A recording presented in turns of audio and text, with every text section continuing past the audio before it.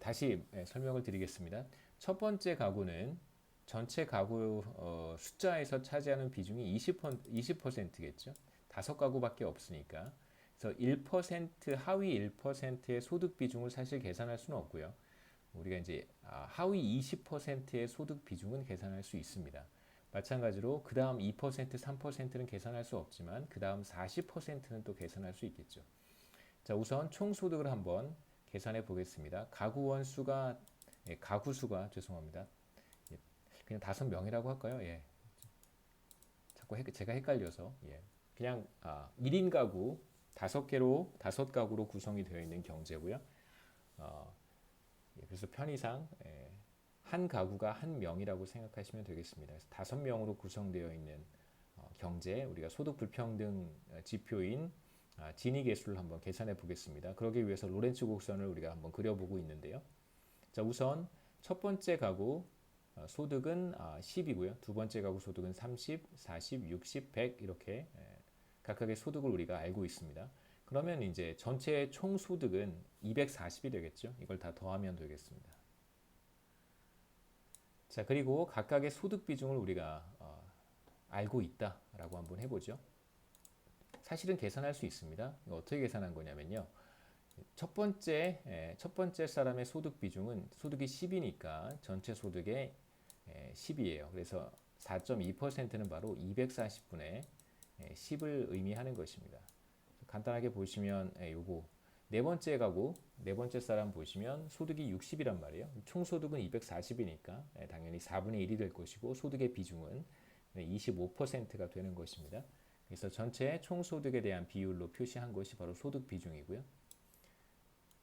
자, 그 다음에 누적 소득 비중은 이제 계속 쭉 더해간 거예요. 큐뮬러티브 방식으로 쭉 더해간 것입니다.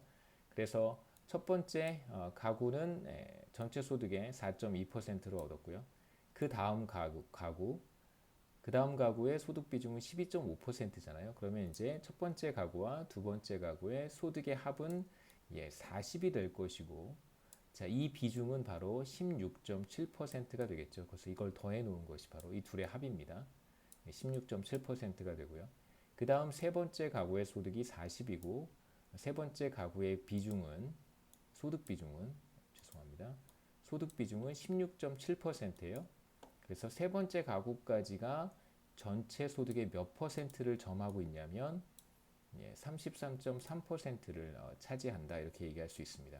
한 번 더 해보겠습니다. 네 번째 가구가 들어오면 네 번째 가구의 소득은 60이고 네 번째 가구는 전체 소득의 25%를 차지합니다.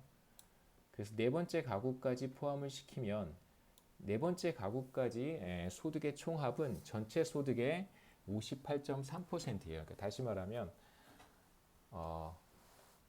80% 전체 국민의 80%의 소득의 총합은 전체 소득의 몇 퍼센트 정도 되냐면요. 58.3%, 그러니까 한 60%가 안 되는 거죠. 간단한 이그젬플이지만 우리가 어떤 메시지를 얻을 수 있냐면 이게 전체 5명으로 되어 있지만 사실 네 번째까지 생각해 보면 전체 국민의 80%란 말이에요.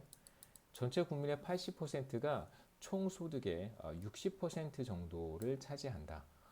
라는 걸 우리가 간단하게 확인할 수 있겠죠. 그래서 마지막 다섯 번째 사람까지 포함을 시키면 당연히 이 다섯 번째 가구가 보유하고 있는 총 소득은 100%가 되겠죠. 계속 우리가 더해가는 것이니까요. 그래서 다시 한번 간단하게 정리해서 말씀드리면 16.7은 이 둘을 더한 것이고요. 33.3은 여기다 다시 16.7을 더한 것이고 58.3은 33.3에다가 다시 25%를 더한 것입니다. 그래서 소득 비중을 계속해서 더해간 것이고요. 자, 우리가 그릴 그림은 바로 로렌츠 커브라고 하는 것은 자, 이것을 세로축에 표시하는 것입니다. 그래서 처음 20%에 해당하는 가구 첫 번째 사람이겠죠. 첫 번째 사람의 소득 비중은 4.2%였었습니다. 그래서 여기가 바로 4.2%고요. 그 다음에 두 번째 사람까지 포함을 하면 두 번째 사람까지 포함을 해서 이 두 사람이 얻는 소득의 합은 대략 40이고요. 40은 전체 소득에서 6분의 1 정도에 해당되니까 바로 16.7%라고 할 수 있습니다. 16.7%고요. 그 다음에 이제 세 번째 사람의 소득까지 다 합쳐보죠. 세 번째 사람의 소득까지 한번 합쳐보면 모두 80이 되죠. 3분의 1입니다. 10 더하기 30 더하기 40 하면 80이니까요. 전체 소득 240분의 80은 3분의 1이니까 33.3%가 되겠죠. 그래서 60%까지 세 번째 사람까지 소득의 합을 계산해 봤더니 전체 총 소득의 33.3%가 되는 걸 확인을 했고요. 그 다음에 네 번째 사람 한번 더 해보겠습니다. 네 번째 사람까지 들어가게 되면 총 소득은 140이 됩니다. 다 더하면 140이죠. 240분의 140을 하면 이제 58.3이 된다는 것이고요. 바로 이 값이 58.3입니다. 자, 이런 방식으로 이 점들을 이제 이렇게 연결하면 우리가 물론 이제 스무드하진 않지. 그렇게 스무드하진 않죠. 왜냐하면 우리가 가구 숫자를 5개로 그냥 제한을 했기 때문에. 그런데 실제로 가구 숫자가 뭐 2,000, 3,000, 10,000, 20,000 이렇게 되면은 우리가 실제로 그림을 그려본다면 이제 어떤 소프트웨어를 사용해서 그림을 그려야 할 것입니다. 그림을 그려보면 매우 스무드한 그런 이제 곡선을 얻을 수 있겠죠. 그래서 이 곡선이 바로 로렌츠 커브라고 할 수 있습니다. 그래서 로렌츠 커브가 어떻게 생겼느냐에 따라서 소득 분포가 더 불균등한지 아니면 소득 분배가 덜 불균등한지를 얘기할 수 있는데요. 이제 로렌츠 곡선이 비교적 바깥쪽으로 많이 굽어 있는 경우 그림으로 다시 한번 돌아가 보겠습니다. 자, 로렌츠 곡선이 정확히 이렇게 45도, 이거 45도 라인입니다. 45도 라인에 있을 수도 있고요. 자, 이 위로 올라가지는 못해요. 이 위로 올라갈 수는 없습니다. 왜냐하면 소득 순서대로 우리가 정렬을 했기 때문에 위로 올라가진 못하고요. 45도 라인과 매우 비슷하게 생겼거나 혹은 이제 이게 하나의 극단이고요. 또 다른 극단, 익스트림에서는 또 어떤 형태를 취할 수 있냐면 이런 형태를 취할 수도 있습니다. 이렇게 이런 형태를 취할 수도 있어요. 자, 이거부터 한번 생각해 보시죠. 어떤 로렌츠 곡선이 45도 라인과 정확히 겹쳤다는 얘기는 무슨 얘기냐면, 자, 첫 번째 사람의 소득의 비중이 정확히 20%고요. 사실 첫 번째 사람의 소득 비중은 4.2%여서 여기에 있는 거잖아요. 근데 만약에 첫 번째 사람의 소득 비중이 20%라면 전체 소득의 20%를 이 그룹에 있는 사람이 벌고 있다면 그럼 당연히 로렌츠 커브는 이렇게 갈 것이고요. 자, 이게 무슨 뜻이냐면 첫 번째 사람의 비중은 전체 인구 대비 혹은 뭐 샘플의 크기 대비 20%란 말이에요. 그런데 이 사람의 소득도 정확히 자신의 그 비중과 똑같이 20%와 같다는 뜻입니다.